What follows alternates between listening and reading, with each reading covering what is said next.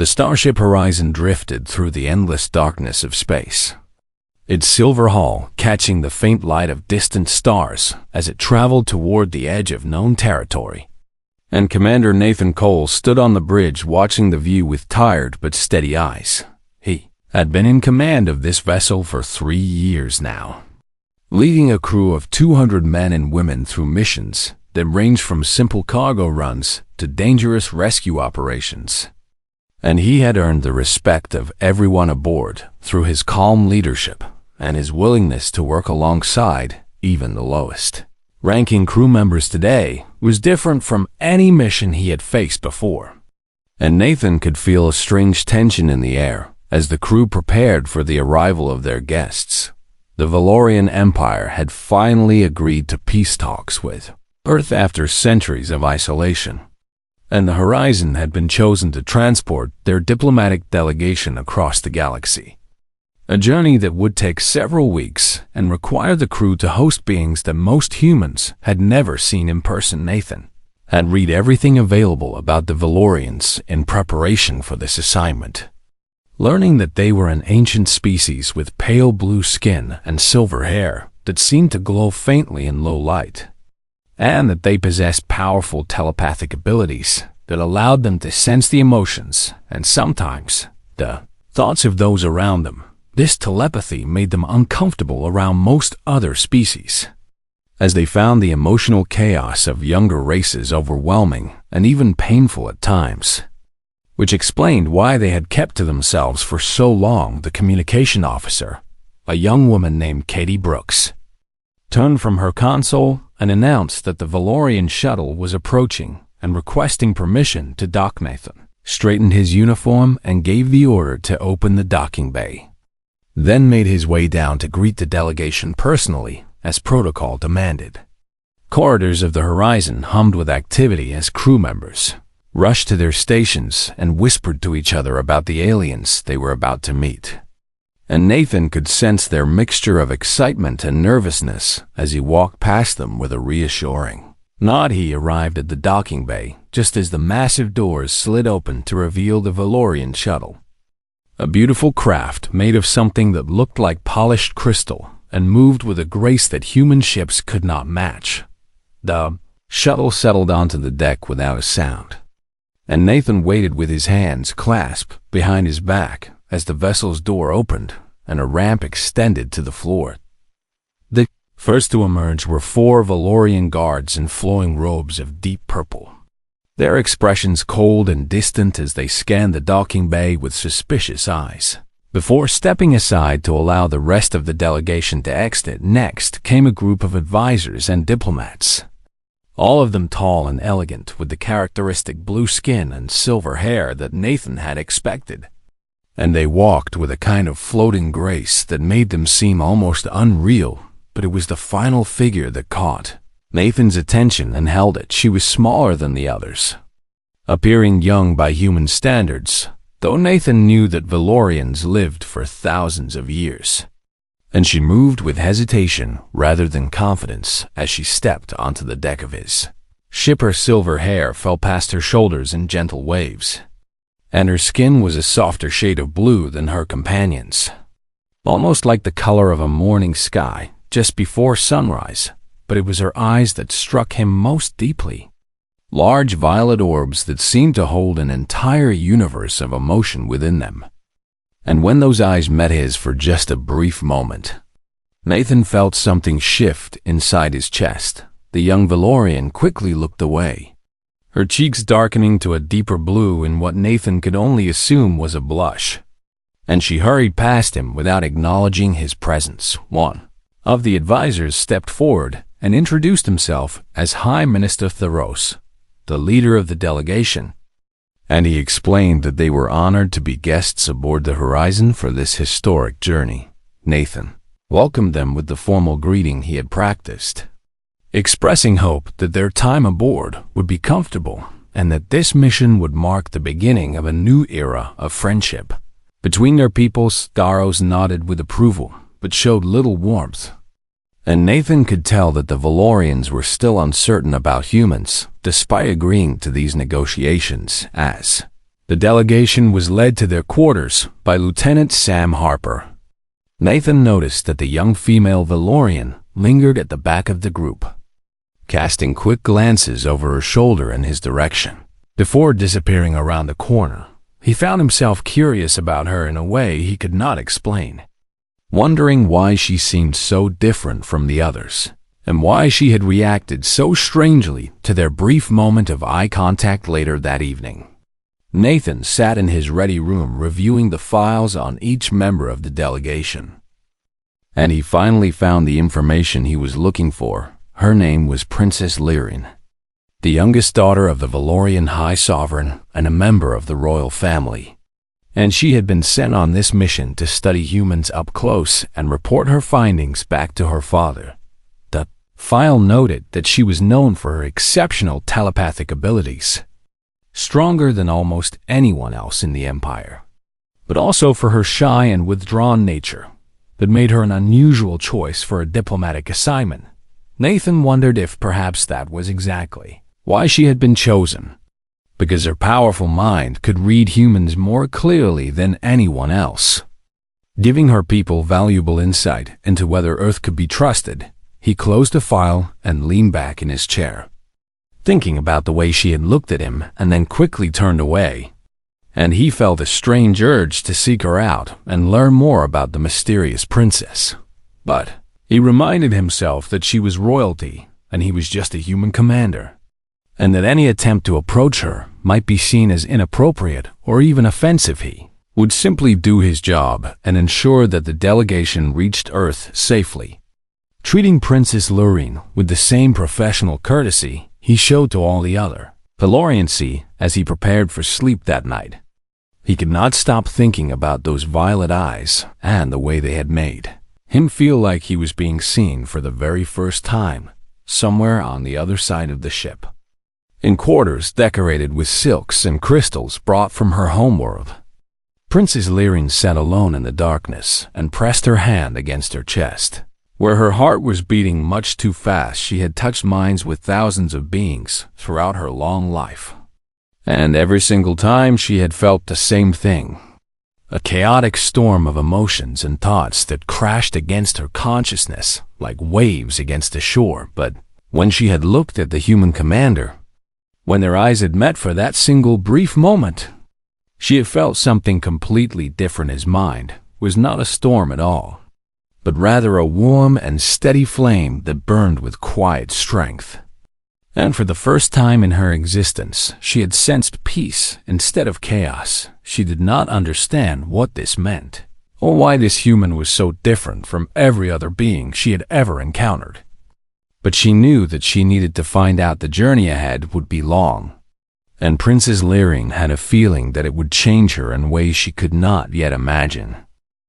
The days aboard the Horizon settled into a gentle rhythm as the ship continued its long journey toward Earth, and Princess Lyrin found herself falling into a routine that revolved entirely around one human without him even knowing it. She would wake early each morning and dress in the simplest robes she owned, telling her handmaiden Sarin that she wished to explore the ship and learn more about human culture for her report to the High Sovereign. But the truth was far different from what she told anyone, because every path she chose and every corridor she walked seemed to lead her toward the same destination. Commander Nathan Cole, she discovered that he took his breakfast in the mess hall at the same time each day, sitting at a table near the large viewport where he could watch the stars while he ate.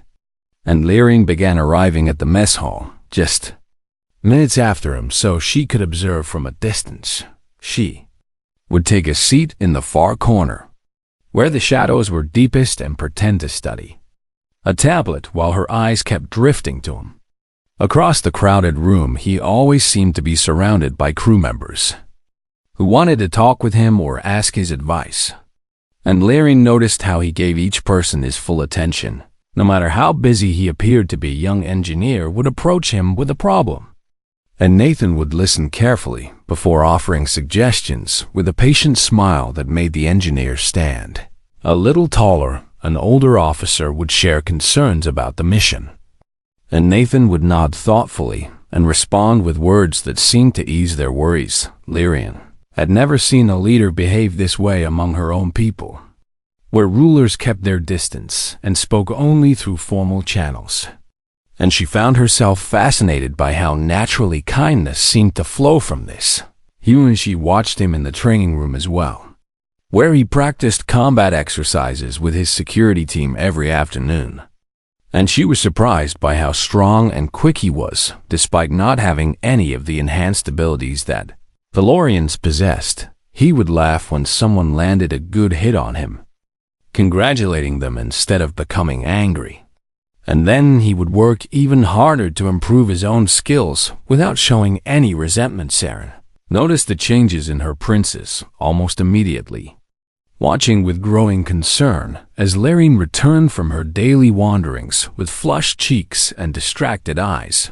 One evening, as she helped Lyrian prepare for bed, Saren finally gathered the courage to ask what was troubling her. Lyrian sat in silence for a long moment before admitting that she did not understand what was happening to her, that she felt drawn to the human commander in a way that made no sense and frightened her deeply. Saren's expression grew worried as she reminded Lyrian of the dangers that came with strong emotions, especially for someone with telepathic abilities as powerful as hers. Among the Valorian people, emotions were considered unstable and potentially destructive, something to be controlled and suppressed rather than expressed. And forming attachments to others was seen as a weakness that could compromise one's judgment.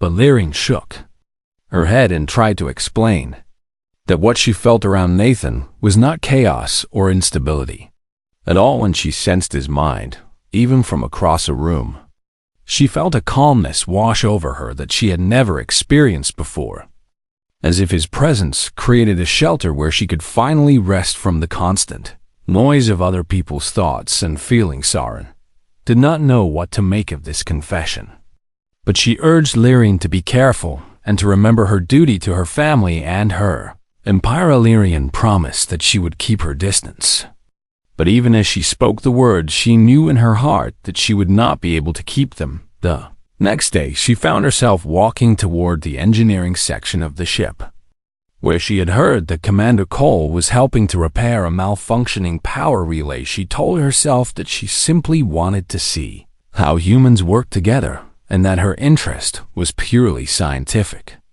But her heart beat faster with every step she took. She found him on his knees beside an open panel in the wall, his uniform jacket removed, and his sleeves rolled up as he worked alongside two young engineers who seemed amazed that their commander had come to help them. Lyrian stood in the doorway and watched as Nathan handed tools to his crew members and cracked jokes that made them laugh, despite the difficulty of their task. And she felt that strange warmth spreading through her chest again. One of the engineers noticed her standing there and nudged Nathan, who looked up and saw the princess watching them with those large, violet eyes. He smiled at her and asked if there was something she needed, his voice friendly and open without any of the formal stiffness that her own people would have used when addressing royal. Lyrian felt her throat tighten and her words stuck somewhere between her heart and her mouth, refusing to come out. No matter how hard she tried, she managed only a small shake of her head before turning and walking away as quickly as she could without actually running. Nathan watched her go with confusion in his eyes, then turned to his crew members and asked if he had done something wrong. They shrugged and returned to their work, leaving Nathan to wonder about the strange behavior of the alien princess, who seemed to appear wherever he went but never spoke a word to him. That night, Lyrian stood before the mirror in her quarters and stared at her reflection with frustration burning in her chest. She was a princess of the Valorian Empire, daughter of the most powerful ruler in the galaxy, and yet she could not find the courage to have a simple conversation with one human male. She thought about all the time she had watched him from the shadows, memorizing the way he moved and the sound of his laugh. and she felt ashamed of her own cowardice. Tomorrow would be different, she told herself as she climbed into bed and pulled the silken covers over her body. Tomorrow, she would approach him and speak to him properly, asking him the questions that burned inside her mind day and night.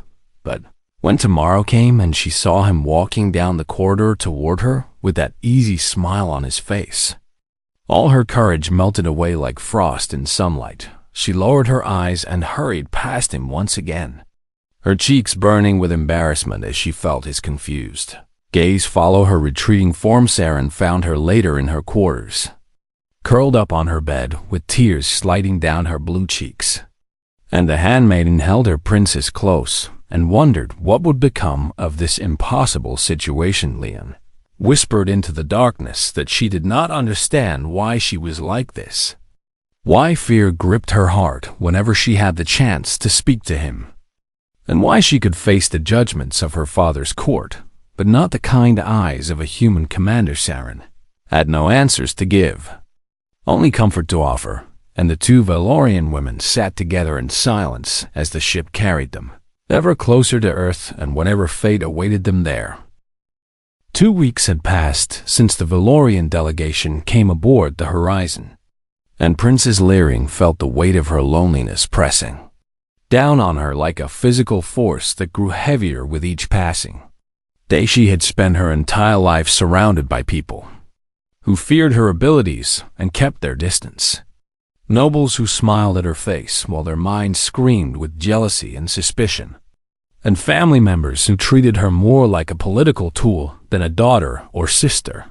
Even her father, the High Sovereign himself, had never once held her close or told her that he loved her, preferring instead to communicate through advisors and formal audiences that left no room for warmth or affection. Lyrian had learned to build walls around her heart to protect herself from the pain of rejection, convincing herself that she did not need connection or companionship, and that her isolation was a strength rather than a weakness. But those walls were crumbling now, broken apart by the simple kindness of a human who did not even know what he was doing to her. She found herself thinking about Nathan constantly, wondering what he was doing at every moment of the day, imagining conversations that she was too afraid to actually have at night. She would lie awake in her bed and reach out with her mind to sense his presence somewhere on the ship, finding comfort in the steady warmth of his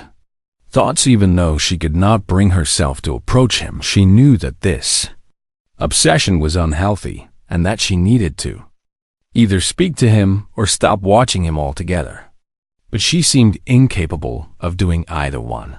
Evening, she gathered every bit of courage she possessed and made her way to his quarters, determined to finally knock on his door and ask if they could talk. The corridors were quiet at this late hour, most of the crew having retired to their own rooms, and Lyrian walked through pools of soft light cast by the emergency lamps that lined the walls. Heart pounded so hard that she could hear it in her ears, and her hands trembled at her sides as she counted the doors she passed until she reached the one marked with his name. She stood there in the silence, her fist raised to knock, and she waited for her courage to carry her through this final barrier. But the courage never came. Minutes stretched into what felt like hours as she stood frozen outside his door, unable to move forward and unwilling to retreat. Trapped in a prison of her own fear, she thought about what would happen if he opened the door and found her standing there like a fool. And she imagined the confusion and perhaps even disgust that would cross his face when he realized the alien princess had been lurking outside his quarters. What would she even say to him if he did answer?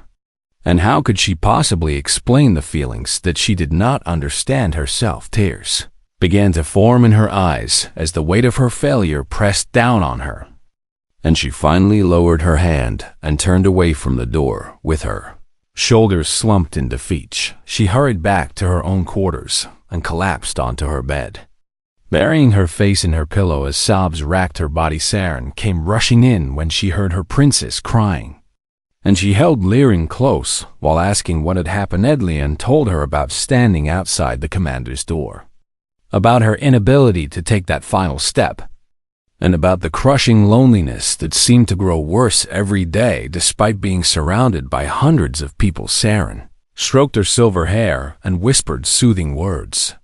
But they both knew that words could not fix what was broken inside the princess. Meanwhile, Nathan had been lying awake in his own bed. Unable to sleep despite his exhaustion from a long day of work, he had noticed Princess Lyrian watching him over the past 2 weeks, appearing in doorways and corridors wherever he went. And her behavior had grown from puzzling to genuinely concerning. He decided to consult with Dr. Hannah Price, the ship's chief medical officer, who had more experience with alien species than anyone else on board. The next morning, he visited her in the medical bay and described what he had observed, asking if she had any insight into Valorian behavior that might explain the princess's strange actions. Anna listened carefully and then pulled up several files on her computer. Scrolling through information about Valorian psychology and social customs, she explained that Valorians were deeply affected by their telepathic abilities, which made them sensitive to the emotions of others in ways that humans could not fully understand. Most Valorians found non-telepathic species overwhelming and unpleasant to be around, which was why they had isolated themselves for so long. But occasionally, Hannah continued, a Valorian might encounter someone whose mind felt different from the usual chaos.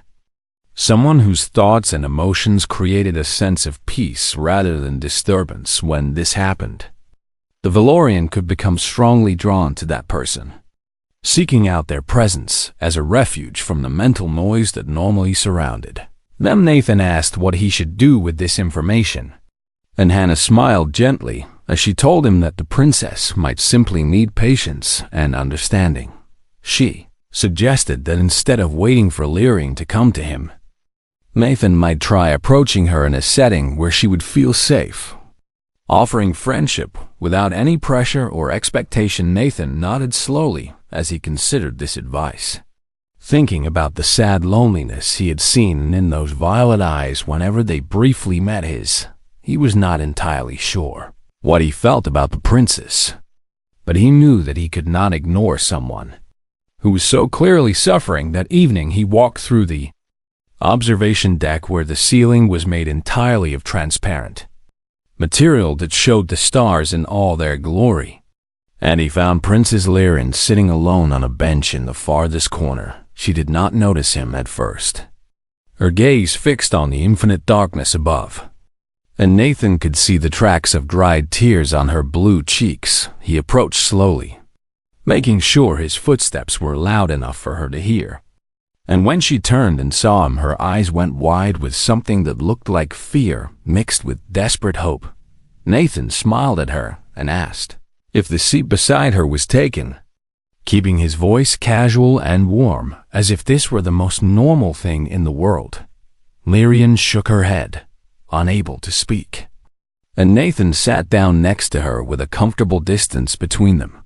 He did not try to start a conversation right away, instead simply sitting with her in silence as they both watched the stars drift slowly past the transparent ceiling. After several minutes, he finally spoke, his voice soft in the quiet darkness, asking if she ever got tired of being watched and judged by everyone around her. Lyrian turned to look at him with surprise in her eyes, and for the first time since she had come aboard the ship, she felt like someone truly understood her.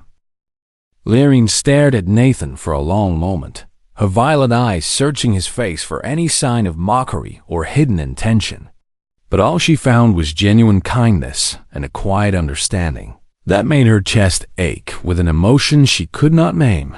She nodded slowly in response to his question, admitting in a voice barely above a whisper that she had spent her entire life being watched and judged by people who saw only her title and her abilities rather than who she truly was inside. Nathan leaned back against the bench and told her that he understood that feeling better than she might expect, explaining that being a commander meant having every decision questioned and every action analyzed by people who did not know the full story. He said that sometimes the loneliest place in the universe, was surrounded by people who only saw what they wanted to see. Leering felt tears threatening to fall again. But this time, they were tears of relief rather than sadness. Because for the first time, someone was speaking to her as a person, rather than a princess. She asked him why humans smiled so often. A question that had been burning in her mind since she first came aboard and watched him laughing with his crew. Nathan thought about this for a moment before answering. That smiling was a way of sharing hope with others. A small gift that cost nothing but could mean everything to someone who was struggling. He explained that even when things were difficult and the future seemed uncertain, a smile could remind people that they were not alone and that better days would come. Larian listened to his words with wonder, because among her people such open displays of emotion were considered weak and inappropriate. Something to be hidden rather than shared. She told him that Valorians did not smile like humans did, that they were taught from birth to control their feelings and present a calm exterior, no matter what storms raged inside. Nathan turned to look at her, his brown eyes meeting her violet ones, and he said that sounded like a very lonely way to live. Lyrian felt her heart skip at the simple truth of his observation. And before she could stop herself, she told him that she had been lonely for so long that she had forgotten what it felt like to be anything else.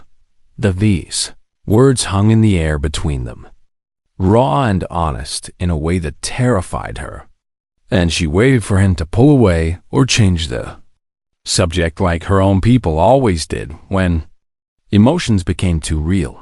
But Nathan did not pull away. Instead, he reached out and placed his hand gently over hers where it rested on the bench, his warm fingers curling around her cool blue skin in a gesture of comfort that made her breath catch in her throat.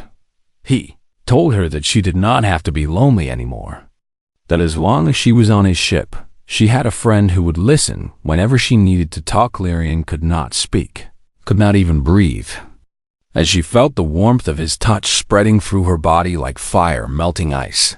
They sat together in comfortable silence for a while longer, watching the stars and simply existing in each other's presence. And when Lyrian finally returned to her quarters that night, she carried something with her that she had never possessed before: hope. The days that followed were different from anything Lyrian had experienced in her long life. As she and Nathan began meeting regularly in the observation deck to talk about their worlds and their lives, she learned about Earth and its blue oceans and green forests, about the cities where millions of humans lived together in constant connection, and about the families who gathered around tables to share meals and laughter and love. She told him about Valoria and its crystal spires that reached toward the heavens, about the silence of the royal palace where she had grown up surrounded by beauty but starved for affection, and about the burden of abilities that set her apart from everyone she had ever known. With each conversation, she felt her walls crumbling further, and she began to understand that what she had believed was strength had actually been a prison of her own making. Then disaster struck. The ship was passing through a region of unstable space when an unexpected anomaly erupted directly in their path, sending waves of energy crashing against the horizon's hull and throwing crew members from their fetal arms screamed through the corridors as systems began failing one after another, and the lights flickered wildly before plunging the ship into near darkness. Lyrian was alone when it happened, having been walking toward the observation deck for her meeting with Nathan, and she found herself suddenly cut off from everyone she knew. But the failing systems were not the worst of it. The fear that erupted from every mind on the ship hit Lyrian like a physical blow. Hundreds of terrified thoughts slamming into her consciousness all at once in a tidal wave of raw emotion that brought her to her knees. She collapsed against the wall of the darkened corridor, clutching her head as screams that only she could hear tore through her mind. She tried to build her walls back up, tried to block out the flood of fear and panic. But there were too many minds, and the emotions were too strong. She felt herself drowning in other people's terror. losing her grip on her own identity as the boundaries between her thoughts and theirs began to blur. She did not know how long she lay there in the darkness, curled into a ball of pain, before she felt hands gently lifting her face. Nathan knelt beside her in the flickering emergency light, his eyes filled with concern as he spoke to her in a calm and steady voice that cut through the noise. Like a beacon in a storm, he told her to focus on him, to listen to his voice and nothing else, to let everything else fade away until only the two of them remained. Lyrian gripped his hands like a lifeline, her fingers digging into his skin as she struggled to follow his instructions. She reached for his mind with her abilities, not to read his thoughts, but simply to feel his presence. And slowly the chaos began to recede as the warmth of his consciousness wrapped around her like a protective shield. The crisis lasted another hour before the engineering team managed to stabilize the ship's systems and guide them safely past the anomaly. But Lyrian was barely aware of it. She remained in Nathan's arms the entire time, her face pressed against his chest as she breathed in the scent of him and let his heartbeat anchor her to reality. It was finally over, and the normal lights returned. Lyrian looked up at him with tears streaming down her face. She whispered that she had never felt so lost among so many people. But when she was with him, she did not feel lost at all. Nathan brushed a strand of silver hair from her face and told her that she was safe now, that he would not let anything hurt her. He helped her to her feet and walked her back to her quarters, keeping one arm around her shoulders the entire way. At the door, he told her that she was welcome to come to him anytime she needed company, day or night, and that he would always be there for her. Lyrian nodded silently, too overwhelmed to speak, and she watched him walk away with her heart full of something that she was finally beginning to recognize. She made her decision in that moment, standing in the doorway of her quarters with the memory of his warmth still lingering on her skin. Tomorrow, she would cross the threshold that she had been too afraid to cross before, and she would tell him everything that lived inside her heart. The next evening arrived with a quietness that seemed to settle over the entire ship like a blanket, as if the universe itself was holding its breath in anticipation of what was about to happen. Princess Lyrian stood before the mirror in her quarters, studying her reflection with eyes that saw something different than they had seen before. She was still the same person she had always been, with the same pale blue skin and silver hair and violet eyes that marked her as Valorian royalty. But something fundamental had shifted inside her. The fear that had controlled her for so long was still there, lurking in the shadows of her heart, but it no longer held the power it once had. She had faced the worst thing she could imagine, drowning in the minds of hundreds of terrified beings. And Nathan had pulled her back from the edge with nothing but his voice and his presence. If she could survive that, she could survive anything. Soren helped her choose a simple gown of pale silver that complemented her coloring without the excessive decoration that Valorian nobles typically favored. And the handmaiden asked no questions as she braided her princess's hair into an elegant style that framed her face softly. When Lyrian was ready, she turned to Soren and thanked her for everything she had done, for listening without judgment and for being a friend when she needed one most. Soren's eyes glistened with unshed tears as she told Lyrian that she was proud of her, that no matter what happened next, she had already shown more courage than anyone Soren had ever. Lyrian embraced her handmaiden one last time before stepping out into the corridor and beginning the walk that would change her life forever. Her footsteps echoed softly against the metal floor as she made her way through the ship, passing crew members who nodded respectfully at the alien princess without knowing the storm of emotions that churned beneath her calm exterior. She climbed a ladder to the upper deck and walked down a long passage lined with doors until she reached the one she was looking for. The same door she had stood before so many times without finding the courage to knock. But tonight was different. Tonight, she raised her hand without hesitation and knocked 3 times. Then waited with her heart hammering in her chest as she heard footsteps approaching from inside.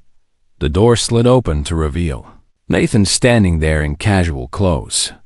His hair slightly messy from running his fingers through it as he often did when he was reading. And his eyes widened with surprise and then softened with warmth when he saw who his visitor was.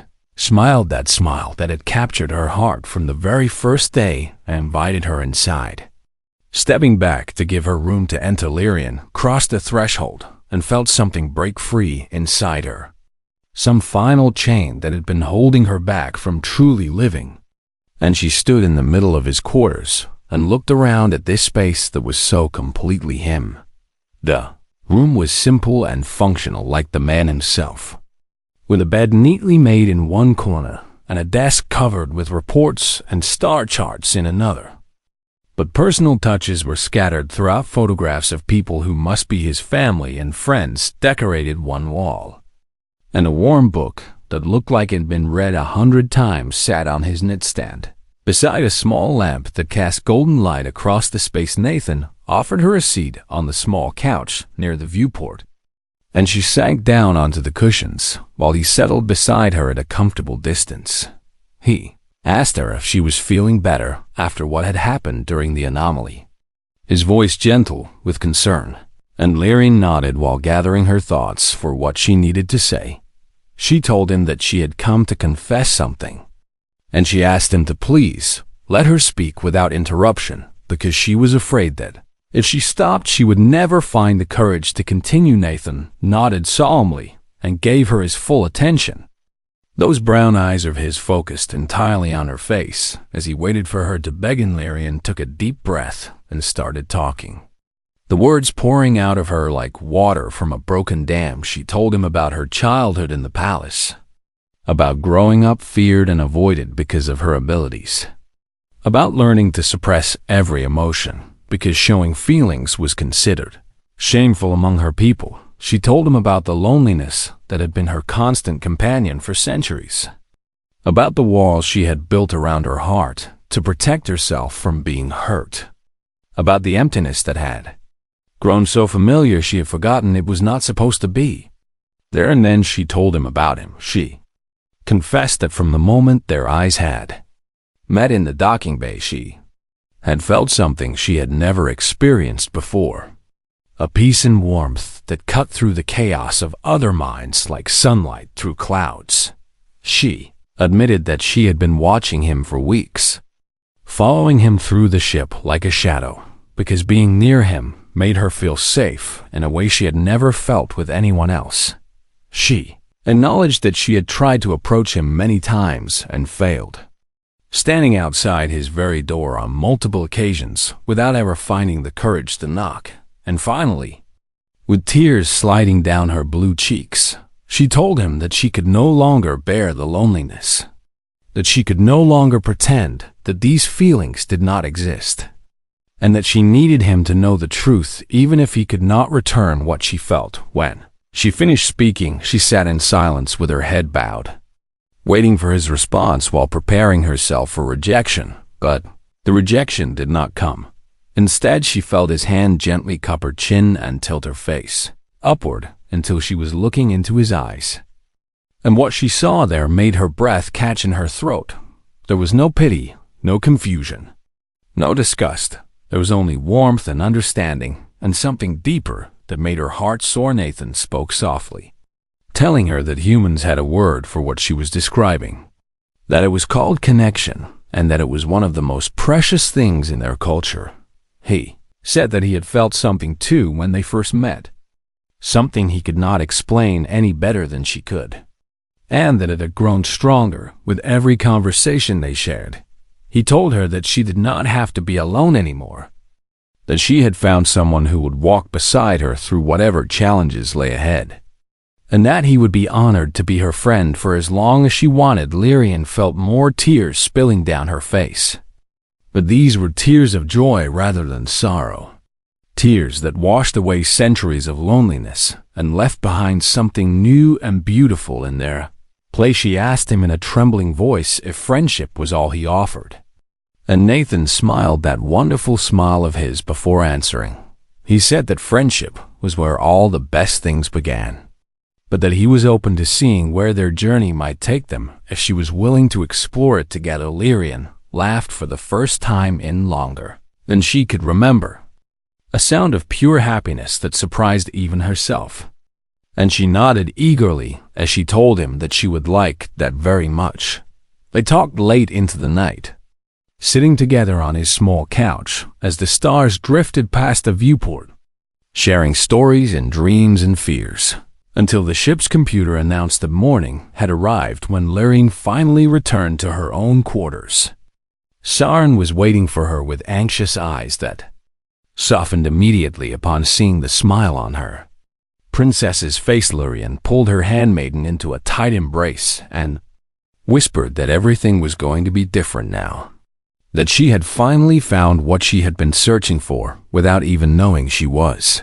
Searching the official records would later note that the diplomatic mission to Earth was a complete success, resulting in a treaty that brought peace and prosperity to both species for generations to come.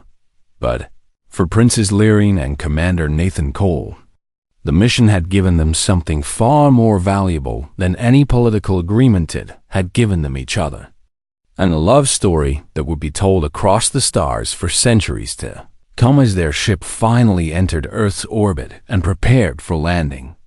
Lyrian stood on the bridge beside Nathan and looked out at the blue and green planet that would become her second home. She reached out and took his hand in hers, no longer afraid of being seen or judged, and she smiled. It was a human gesture that she had practiced alone in her mirror all those weeks ago, and now it came as naturally as breathing. Nathan squeezed her hand gently and smiled back, and together they stepped forward into a future that neither of them had ever imagined, but both of them had always needed. Shy alien princess had finally crossed the threshold, and she would never have to be alone again.